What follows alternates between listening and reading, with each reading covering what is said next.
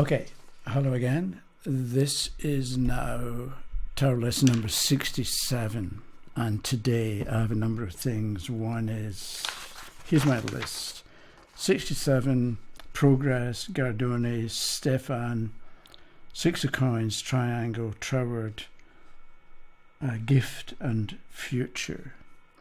So you probably guessed that because 67 adds up to 6 and 7 is 13, the Death card. So how about if we make this a brand new beginning for everybody, right? In the nature of the Death card. So that's point number one. So you may think that you're not making much progress, or there may be a day when you look at a card and you think, I don't know any more today than I did yesterday, or I'm not progressing fast enough, or I'm not learning enough, or I'm not learning anything, and you get a bit discouraged. But I want to explain or tell you how and why actually you are making progress. Even if you think you're not, you will.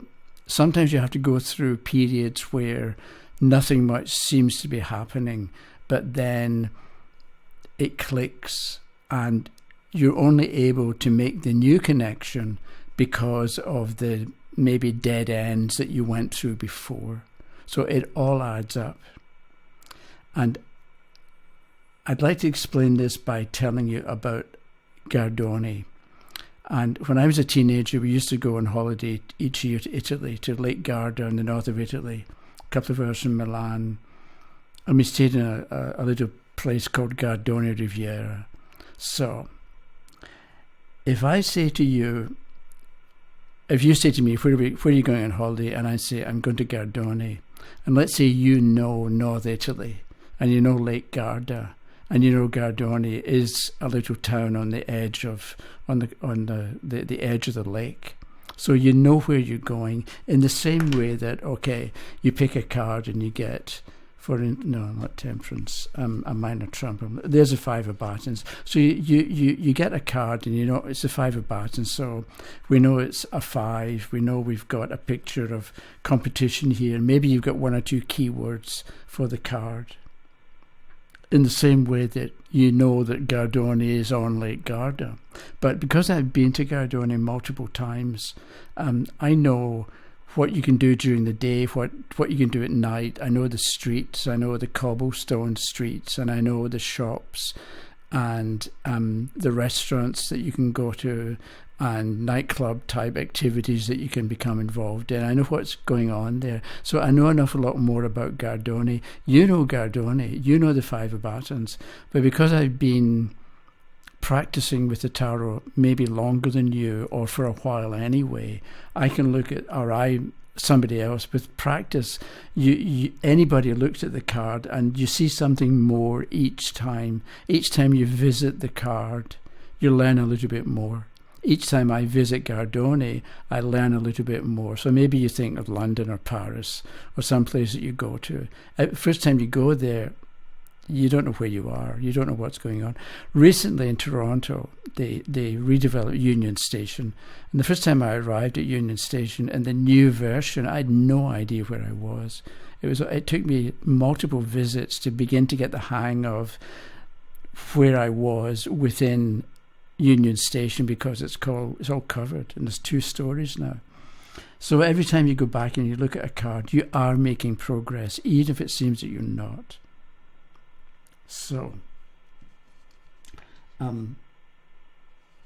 that's Gardone. So Stefan, who is in Austria, in the light of the last video, I think it was, he mentioned that he was motivated to ask the tarot, what are the gods? Because I'd mentioned astrology is the philosophy of the gods.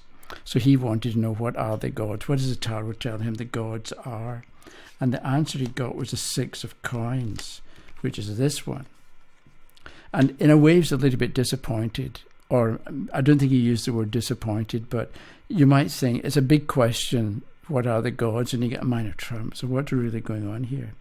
So in the same way that you know where Gardone is, but you've never been there, you look at the Six of Coins, and You know it's a 6, so it relates in some way to the Lovers, right? Because that's a 6th major trump. You know it's coins, so maybe the answer has to do with money, or it has to do with values, because coins can represent values as well, right? So, but here you've also got 3 people, and you've got 2 who need help and 1 person giving help. So the next time you look at the card, you may think, you may come up with the idea of generosity or fair play, because you've got a balance in the hand here, and things are balanced. So there's an equality or an equalness about the card. So depending on the question, am I going to get the promotion? And the 6 of coins, yes, because you are equal to the job. Right? If the 6 of batons is up, the 6 of coins is upside down, no, you're not going to get the job. Why? Because you can't handle it.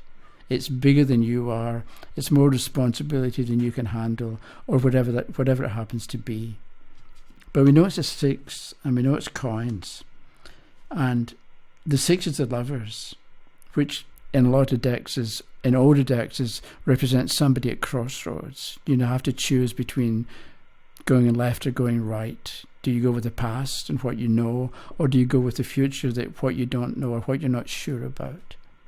So maybe knowing this to do with the Lovers, you look at this 6 of coins and you think, okay, when the 6 of coins comes up, depending on the question, maybe it's about having to make a decision about what direction you're going to go in or what you want to achieve. Or here, maybe the question is, who are you going to support? Because the person's up here. They're going to give the money to this person or to this person or to both. So you've got a moral dilemma maybe when it comes to the 6 of coins, that it's up to the person to make some decisions about a choice, about a direction to go in, about what they want to promote, who they want to promote, and how they're going to go about helping that individual. So, each time you go to Gardoni, you know a bit more. Each time you come to the 6 of coins, you know a bit more. Even if you don't think you know more, this is one of the things I wanted to say about picking confirmation cards. Let's say the question is this relationship going to work? And you get the 6 of coins. You want to say yes. You're better to, if you make yourself figure out why it's a yes based on the 6 of Pentacles, then the next time you come to this card, you're going to know a bit more. But if you think 6 of Pentacles, yes, it's going to work. Why? I don't know. I'll pick another card to find out why it's going to work. And here I get, let's say, the Chariot, because you both like to travel or something like that. Whereas if you make yourself figure out an answer or a sensible answer or a logical answer to why is this relationship going to work, if the answer is a 6 of coins, maybe because people treat each other fairly, or people are willing to go out of their way if the other person needs help. So we've got the Lovers as well. So I've got at some point, so Stefan might have been a little bit disappointed at getting a minor trump for a serious question, but I wrote Stefan step 1 because sometimes the tarot will give you the answer straight away, but sometimes you need step 1 and then you need to get a bit more information or another card and maybe a step 3 and a 3rd card and a 4th card, not all at the same time, but maybe over the course of a month or 2. So Stefan could go back to this question once he's digested the 6 of Pentacles for what are the gods. Then he comes back later and he chooses another one, what are the gods, this time the Knight of Batons, which is giving him a bit more information about what the gods are. On the one hand, they're generous, but they're also inspiring and motivational, because the Knight of Batons is energetic and motivational. So, Stefan, if you're watching, this might be step 1. But we look at the Lovers. We've got an angel and we've got Adam and Eve. This is why I wrote down a triangular shape here, because we've got an angel, Adam and Eve. We've got a person above, and we've got the two people down below. The triangular shape of an upward pointed triangle is duplicated in the Six of Pentacles as it is in the Lover's card. So the question was, what are the gods? And so maybe we're thinking religion. And this can be Adam and Eve in the Garden of Eden, which is the Christian Bible, right? So, and maybe what you've got, what are the gods?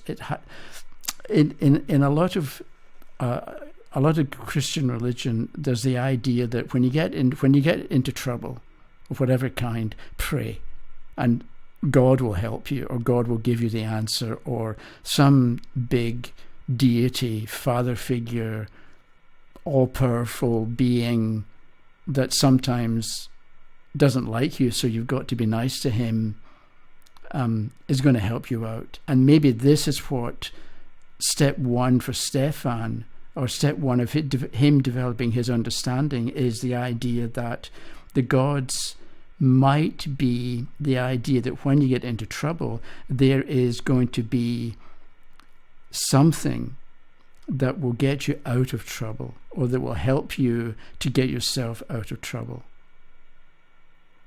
And so, but if we remember Adam and Eve, they were told, don't eat from the tree of the knowledge of good and evil. Eat from the tree of life. The tree of life is one tree. Knowledge of good and evil is two trees. So maybe these two people represent not doing what you're supposed to do, right? Because you're told, don't eat from the tree of knowledge of good and evil. But you think you know better, so you're going to do what you do. Instead, the person above can be the tree of life, which is all. So, I mentioned Troward. If you go to Project Gutenberg, his name is Troward, I was going to write it down, but I won't. Troward, Thomas Troward. If you go to projectgutenberg.org, you'll be able to download some books by Troward. They're really good. Troward, in one of his books that isn't actually on Project Gutenberg, talks about the Bible as giving you formulas for how to live and how to do things, how to go about doing things. And he talks in one point about the Lord's Prayer, so-called, being a formula on how to go about doing things. And so one of the lines in the Lord's Prayer is, give us this day our daily bread.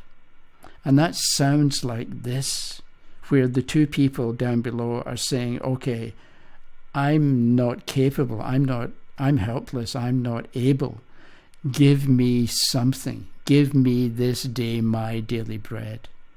However, if you look at the whole thing, instead of reality being we should look to the stronger power to solve our problems for us, we're supposed to solve our own problems.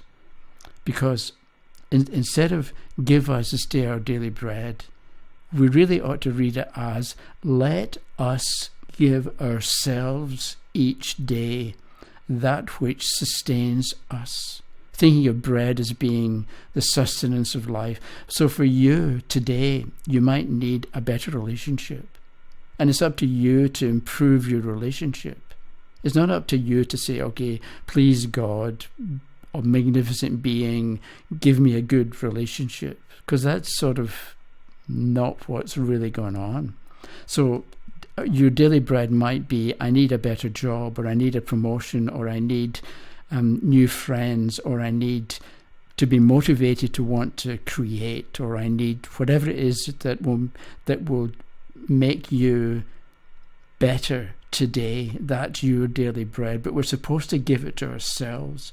We're not supposed to look to a higher force or a higher being that isn't us to give, because the word forgive comes from a root meaning, the verb give comes from a root meaning gift, G-I-F-T.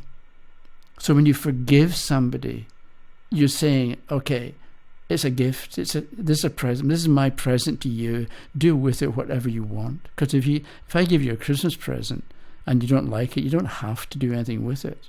It's yours as a gift.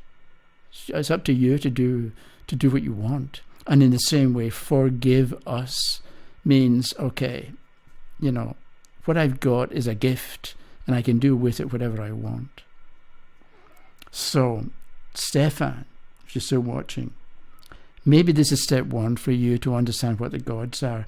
Examine the idea that we are miserable sinners on earth and we need to look to a higher being for our salvation because we don't. We need to look to ourselves to make our own lives better, and that will attract better circumstances. And the last point, if I'm there, I keep hitting the telephone at the side here, future. So with this last spread where you've got, this is you in the past here, and this is what you go through, 3 cards to get to the present and so on. I'm making a mess here, right? That whole spread. We've got 3 cards for the future, and this is what you're going to go through in the future. Okay. And I mentioned last time the future can be this afternoon, this evening, and tomorrow. And I thought, how do we know how long the future is going to take? So let's say this is the future, these 3 cards. And I thought, if you've got cards that show movement and speed, like the Knight of Swords, that's movement and quickness. The Two of Pentacles is balancing and movement. The Tower is sudden, shocking movement. The Eight of Batons is movement through the air. If you get cards that show movement in the future is going to happen quickly. So am I going to get the promotion? And you've got this kind of activity here. Yes, and it'll happen soon. Or if you've got this kind of activity, but they're all upside down. Yes, it's promised it's going to happen soon, but it's going to be delayed. However, if the future is represented by cards like the Seven of Pentacles, that's somebody stopping and thinking. The Queen of Swords, she's sitting and thinking. The Emperor is seated. The Hanged Man is hanging upside down. The Nine of Pentacles is relaxed and enjoying the moment. These are all cards that in some way they're not about movement and action and doing stuff. It's more about thinking and pondering. And if you get cards like this in the future is going to take long, or the time frame shown by the 3 cards for the future is going to be that much longer than you would get with these first lot of cards, the Knight of Swords and so on, that show speed and movement and change and upset and so on. And then the last card I've got is the Three of Batons, which is kind of both in between, because you've got activity down here, but you're the person standing looking. So I don't know what to say about that, whether it's... Maybe that's a maybe. So is the future short or long? If the Three of Batons is in the future, it's both, or it's maybe short, maybe long, and at this point we can't know for sure. Okay, that, I don't know how long that was. I was thinking it was going to be shorter. So today is Friday.